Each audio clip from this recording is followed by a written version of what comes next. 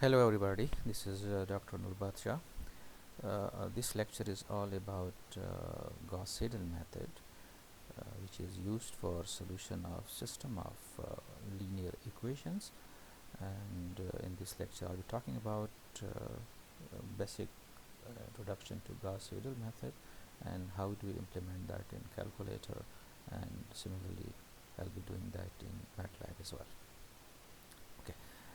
So the initial steps are almost same what we have in Jacobi method, right? You see, if we have a n plus n system of linear equation like that, a11 x1 plus a12 x2 plus a13 x3 and so on, and the second equation is a21 x1 plus a22 x2 and so on. So we want to solve this system of linear equation for x1, x2 and x3 up to xn. There are n equations, you see, from b1 to bn there are n equations and there are n unknowns. Okay, so in the first step, what do? We have to solve again in similar step as we have done in case of Jacobi method, solving equation 1 for x1, second equation for x2, third equation for x3 and so on. And then we have the following. If you solve the first equation for x1, obviously you see all the terms except x1, they are taken to the right side, and then we divide it by what? By the coefficient of x1, which is a11. Oh, that's give you the any expression for x1 in terms of x2, x3 up to xn. And the next equation, the second equation, which is solved for x2, so you have to take everything to the right except x2. Okay, sorry, this is a mistake again. This x2 is not it's not x2. This is in fact x3 because xt was left on the left side. So yeah, this is x2, x3. Okay, in similar way we go for the third equation, solving third equation for x3, you'll get this expression and so on, fourth equation for x4, and then so on. The last equation, which is the nth equation, we have to solve that for xn. So these steps are exactly same what we had in case of Jacobi method. Okay, so next step is we have to set then iterations. If you want to do that by using equations, so we have to introduce the first value of the initial values, that is x11, x21. You may take x10, x20 as well. These are the initial approximations towards x1, x2, x3 up to xn. And to find the second approximation for it, what do? You see, the first equation is what? That is x1. We need to find the second iteration for it.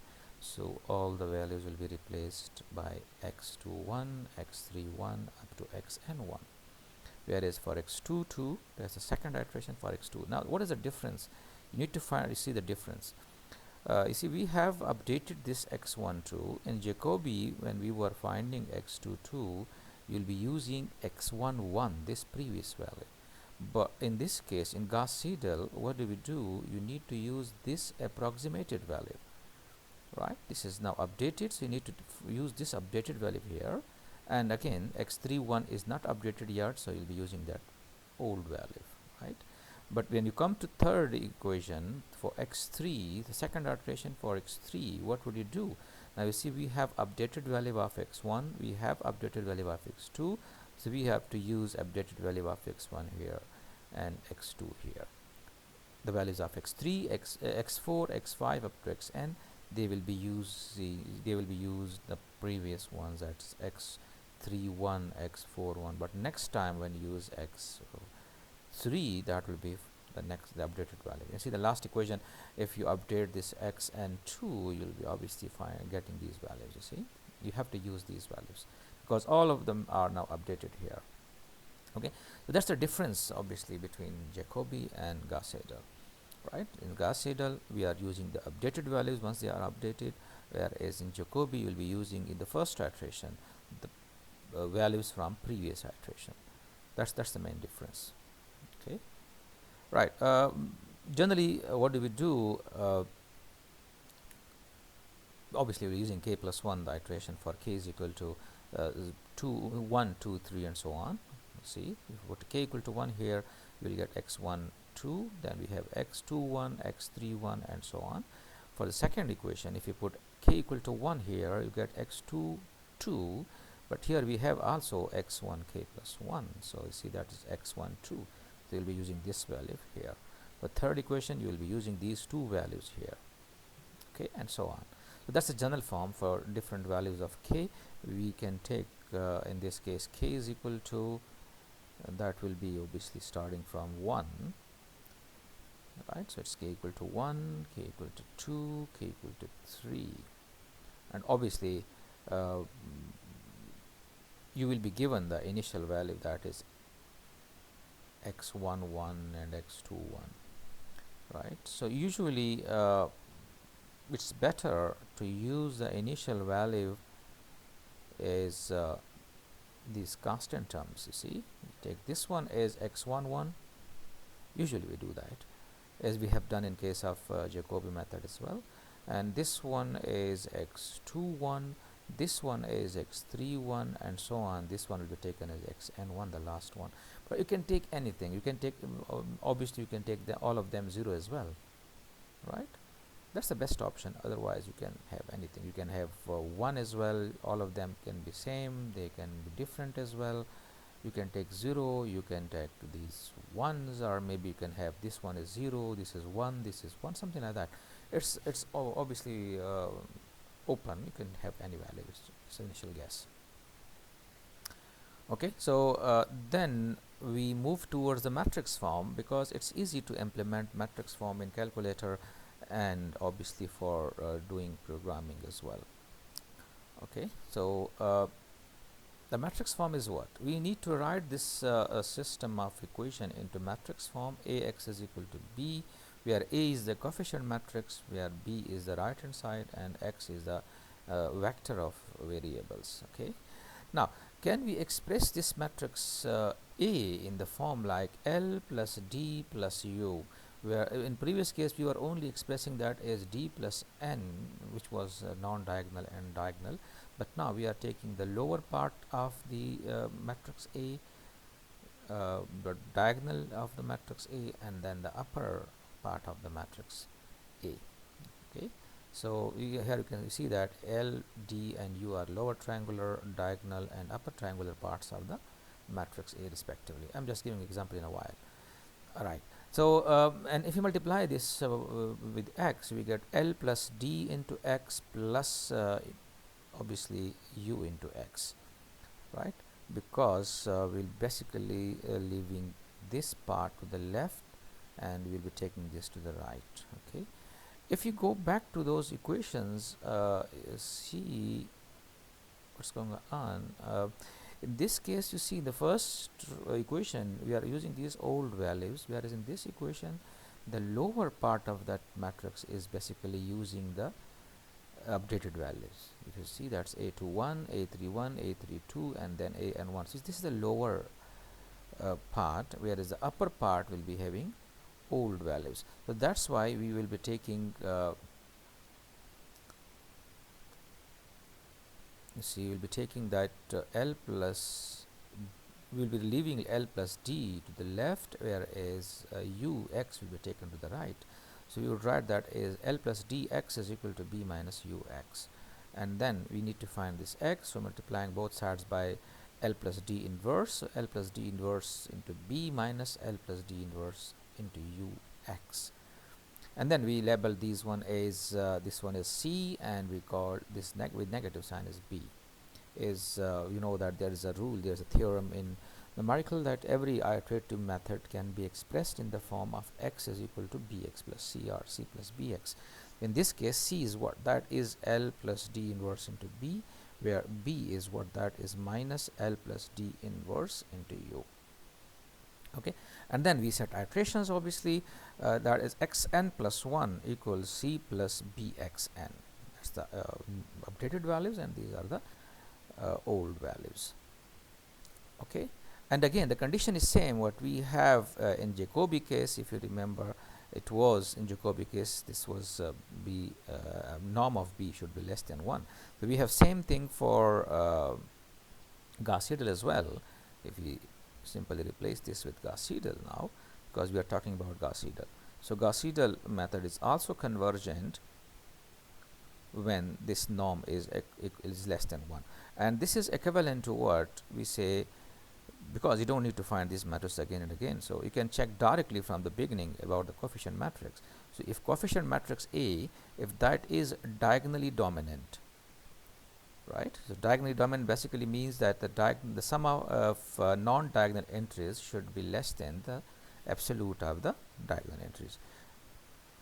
We usually say that AII, that's diagonal entry.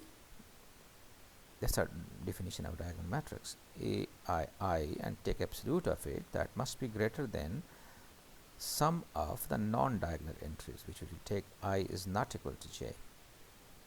When I is equal to j, it becomes what? Diagonal entry. When you say I is not equal to j, for each ij they are non-diagonal entries. Obviously we have to take absolute of these values as well.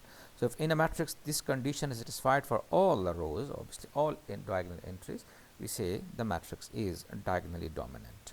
Okay, and that holds for both cases, whatever, if you are talking about Gauss-Seidel or a Jacobi method. Okay, that's good. So let's move further.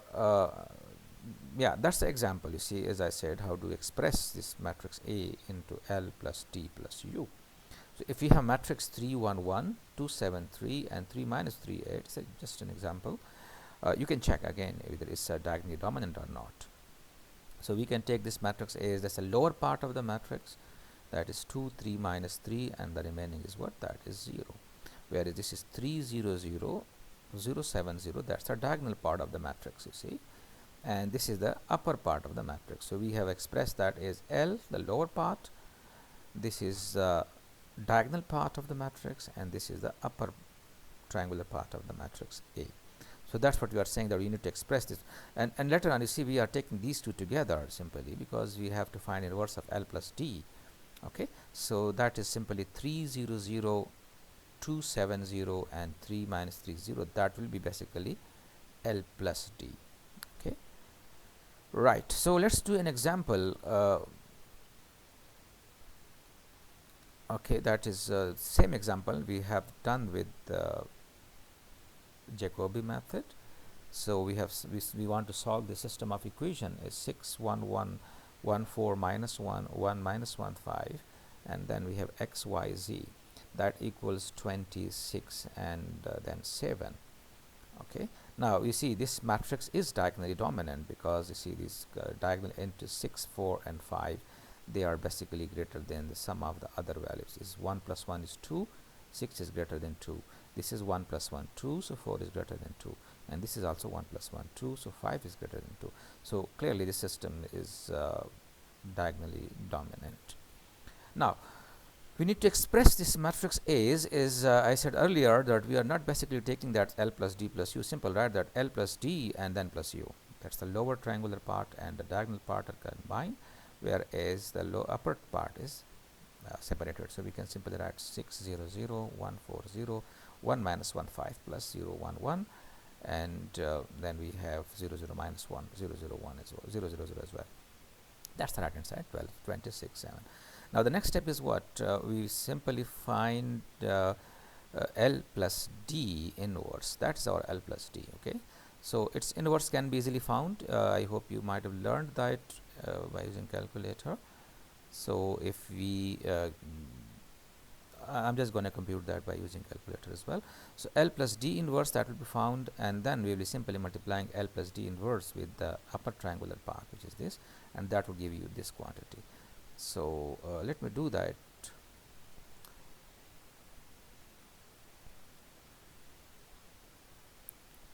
Okay, so let's go to the calculator, and as I said earlier, you'll be going to the mod, and then we go to 6. That will give you what? That will give you the matrix mode. So we need to have first matrix A, which is obviously we are talking about this inverse, right?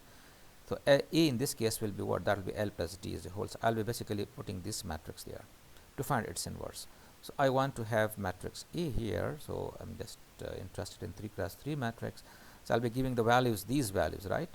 6, 0, 0. So I'll be simply writing 6 and then enter, then 0 and 0, then we have 1, then we have 4, then we have 0, and then we have 1, minus 1, and then 5.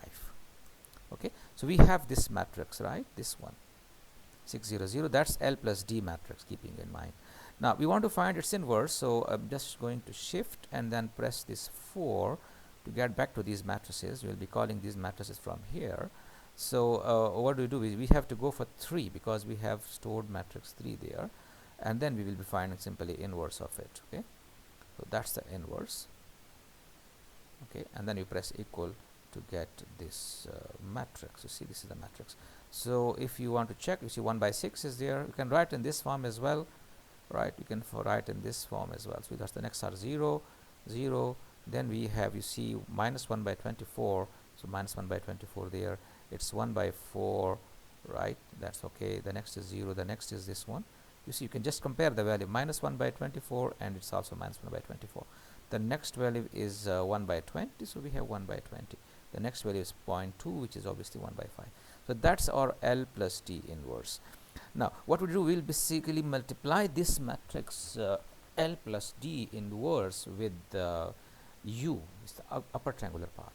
So this matrix is already computed, and that is stored in answer, which is mat answer basically there. So I'm going to multiply that mat answer directly with U with negative sign, obviously, to get this matrix directly. So let's do that now. Let me just clear the screen. So I'm going to introduce another matrix, obviously.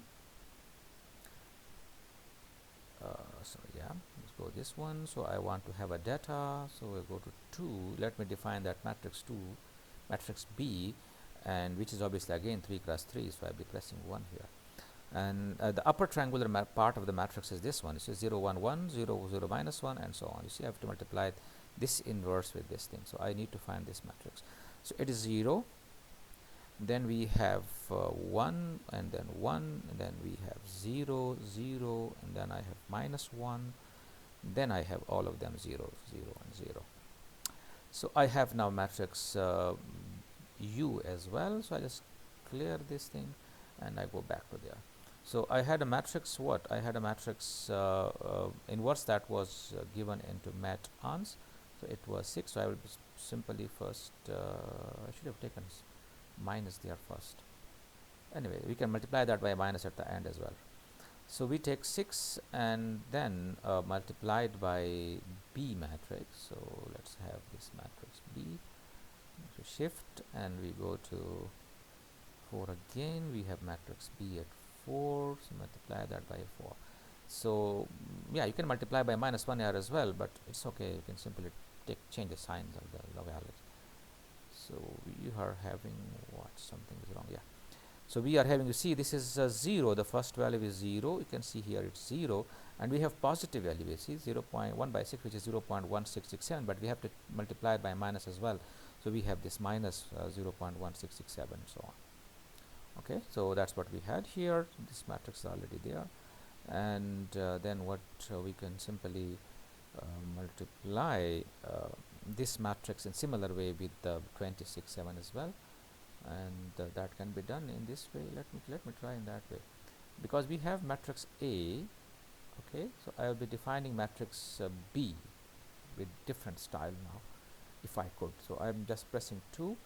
So again 2, I want to change the matrix dimension. So let me go for matrix 3 then, because it's already stored in here. So let me press 2, and then I go to 3 matrix. Okay, and 3 should be 3 cross 1 because I have to have 26 7. So 3 cross 1 is at 3. Okay, so I will simply putting 20, and then I have 6, and then I have 7. Okay, so I'm having all these things. So you see, again, what we do, I can do that directly as well, because I have I think I have D there, L plus D possibly. So that was labeled as mat A, so which is at 3. Mat A is at 3, and I'm multiplying that with mat C now. So but we need inverse of that matrix, obviously. So Okay, so I'll be taking inverse of this matrix, and then I'll multiply that with what? With matrix C, which is at 5. Okay, so that's 5, and then I can simply equal that to get this quantity. Okay, that will be there. It's taking a bit time because it's taking inverse and so on. So it's 10 by 3, or you can take that 3.33. The next value is 0.06667. The next is 0.86667 or something like that. So we have this one, right? So we had now B as well, we have C as well. So we'll be moving towards the next part, which is the iteration part. So we will be introducing these iterations. You see, xn plus 1 is equal to bxn plus c, with n equal to, yeah, you may go for 0, 1, 2, 3 and so on. Right. So you see, we have taken the initial value to be c, right? We want to have these two values to be similar. You can have anything, otherwise then you have to define a new matrix as well. So we need to enter this inverse, we need to enter this matrix as well, so to get all these iterations. Let me clear all these things so that I can have again a matrix. So I'll be taking matrix A, so I go to 6 first to get matrix 1. So one matrix will be mat A, which of order 3 plus 3. So I need to put these values. The first one is 0, that's okay for me, and then minus 0.1667. Okay, enter that, and the next one is again minus 0.1667. Right, and then I move to this one. The next value is 0 as well. Then we have 0.0417. That's okay, and then we have 0.2917. 0.2917. Okay, then we go to the next value is 0. Then we have 0.0417. Okay, and the next value is 0.0917. Right, so we have to enter these values. So that's our basically B matrix. Okay, and I would need matrix C or B as well, so I'll be going to there so that I can get matrix B or C, whatever. So let me go for 4 to get matrix B. I think it's already defined there, so I should go back, and I may take matrix C, whatever you call it, doesn't matter. So if I go to 5,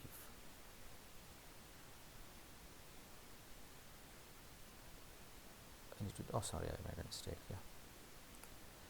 I need to go to data to define matrix. Yeah, so it's 2, and I need to have a matrix 2 at B, and which will be of size what? That will be of size 3 cross 1, so I go to 3. Okay, so I will having that one. Now I can simply put this value here, because that is my B and C both, my X and C both, X0. So I'll be taking 3.3333, maybe, yeah, 4 3s. The next value is 0.66667, that's okay, and 0.866 and then 7. Okay, so we have this values. So now we have matrix B. I'll be using both same, this matrix and this matrix at the beginning. Okay, so it is done now. So what I will do, I will simply go to this one again. I'll be having matrix A at 3 multiplied by matrix B. Okay, that's mat B, which is at 4, and plus C, which is also mat B. Okay, so you see that is my x naught, x0. You see this one which I have taken C. So both are same basically. So I'm taking mat A multiplied by mat B. That means B multiplied by x plus C. Now if I press equal, I'll be getting. Oh, sorry, what's wrong? Oh, sorry, I've taken something wrong there. What is this?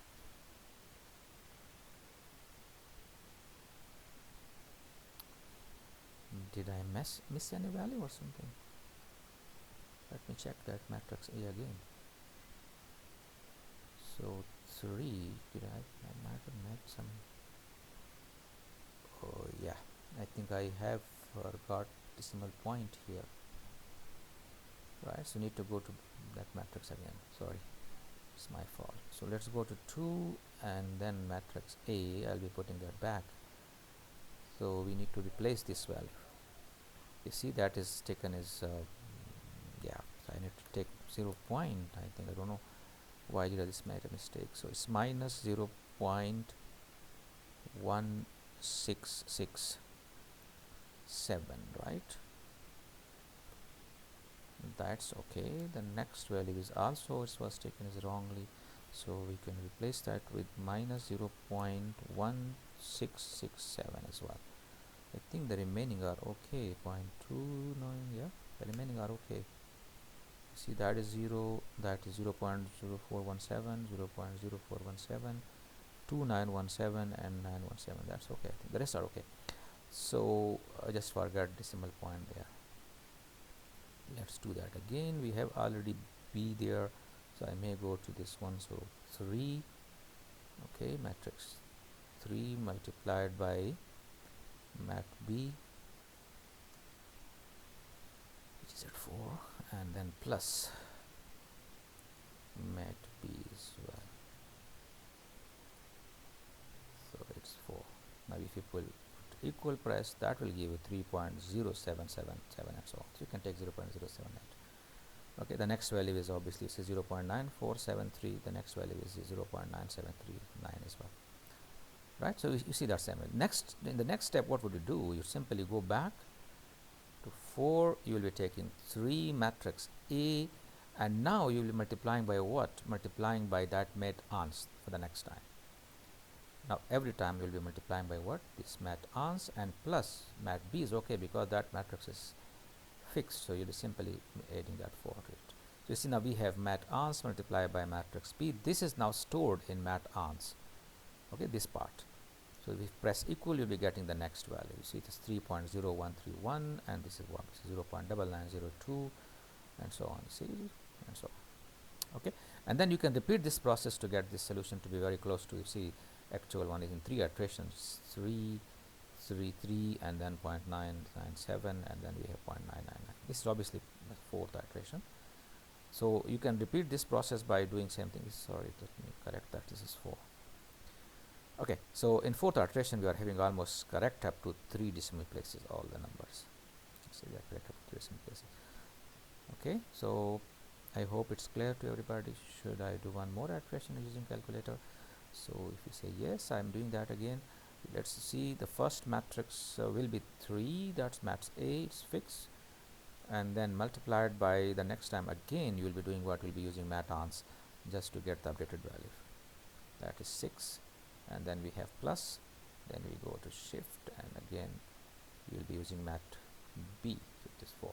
So if you press equal, you'll be getting this one, say 3.0022 or something. The next value is obviously 0.9983. The next value is 0.999. And if you repeat this again, you'll be getting almost, maybe in 4 iterations you may get 1 and something. This solution is 3, this is 1, this is 1. So the solution, the actual solution is 3, 1, 1. Okay. Right, so let's do the same thing in MATLAB as well. There are some commands which are used in MATLAB, so I'm defining that function again, what we have done in case of Jacobi. So let me define a function here, should be correct spelling, and I'm interested in x. The output solution is x. That is equal to, let me use that GS and Gauss Seidel and for my, and I will have to give A, that's the coefficient matrix. I'll be giving B, which is the right hand side, and I'll be giving a number of iterations. Okay, so in the first step, what we'll do, you will simply divide this matrix A into lower part and upper part. Let's suppose if I define a matrix A here, so how could we do this thing, right? So I can find the lower part of the matrix if I call that L. Okay, so L can be found as using this command that's a triangle matrix, and L means lower triangular matrix. So if you do that, it will simply give you the lower part of it. Okay, so I'll be using this command here. I can simply copy from there as well if you don't remember that. Don't want to. Just simply copy this one and just paste it here. Just Control V. I don't want to display that. right? Whereas for the other matrix, the upper triangular matrix, we are using basically the same thing almost. Okay, that is we are using TRIU. Then we, so if I go for that, you see that is TRIU, and that will give the upper part of the matrix. Okay, so again I may copy this part and just simply paste over there. Right, so you can simply have that here. So Control V, again I don't want to display that, and I hope you should remember from the last one that D can be found as it's a dig. Sorry, I've called this 2 times, so that will give me error. Okay, so that was a dig of matrix A. It will basically taking diagonal entries of this matrix D, and then it will be simply make another diagonal matrix which diagonal entries will be that one. Okay, if you forgotten that, so let me do that for you guys as well. D, and D is dig of this one, so you see it will simply, oh sorry, I didn't remove that one. So if you go this one, you see, yes, take only the diagonal entries here. Okay, now what do we do is, see, we have to find matrix B and matrix C only. So if we find matrix B, if you remember matrix B, that was L plus D inverse, right? It was L plus D inverse multiplied by the upper part, and keeping in mind that we had minus sign as well, so don't forget that minus, right? And whereas the C part was what? That was C is equal to, that's again inverse of the same matrix L plus D multiplied by B part, which will be in the input. Okay, and then again you can have that initial value to be C, so we may call that X is equal to C, and then you can go for iteration for ITR. Can use anything 1 to n, right? And then we simply find X equals B steric X plus C. Okay, I don't want to display that, and then we go for AND, right? If you want to display all the initial value, all the iteration value, and you want to see that, you can do that. Last time we made a mistake in there, so we can go for that. Let's suppose it's x1, and then make all this 1, so this one is C, and then we start here from 2 because 1 is already defined, and we will be simply taking that as this blah blah, and then we have ITER here, and you need to put this value here as well, but that will be for ITER minus 1. Alright, so that is ITR and minus 1. It means that you should use the previous value from here. So once you take, you see ITER 2, that will be updating for the second iteration, and it will be multiplying B with this matrix. Now you see, that's ITER minus 1, that means it will be multiplying with this quantity which we have here. So yeah, let me save that, and then let's see if I haven't made any mistake somewhere. Let me having that thing somewhere in my folder. I think I had made some folder for it, and let's go to that folder if I find it. Okay, let me do that here. Where is molecular analysis, and this is my, okay. Now if I want to run this code, I need to define that matrix A, which is already defined here. Keeping in mind, I have let me clear the screen. So I have matrix A, which is this one, which I have already solved, which we have a matrix B, which was defined somewhere. I don't, yeah, this is it? No, this one, yeah, this one is defined. 26.7 is a B. So we can simply go for X is equal to, we label that as GS underscore my, and then we will be giving A, then we have B, and then we have maybe number of iterations, which can go for 10. It could be anything, right? and then we have this run. What happened? Okay, sorry, I have to change it. Sorry, I didn't change the directory. So if I run from here directly, it will say, let me give error again, but now the directory is changed, you see. So I'll be simply running now with this one, so it will be okay. Again, what is happening? Subscript summon animation mismatch.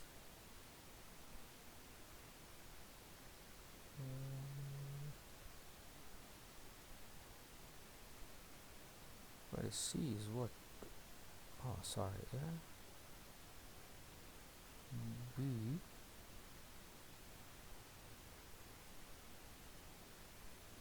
It says what? I make a mistake here. Might be unused. I have. Oh, sorry. Come on. Why do I do that? It should be small b, because I have defined capital B there, so it must be small b here, because the b was redefined here with the iteration matrix. Okay, so that's why it was something was wrong here. This is okay now, because this is now iteration matrix. I just overwrite the iteration, the iteration matrix and the right hand side.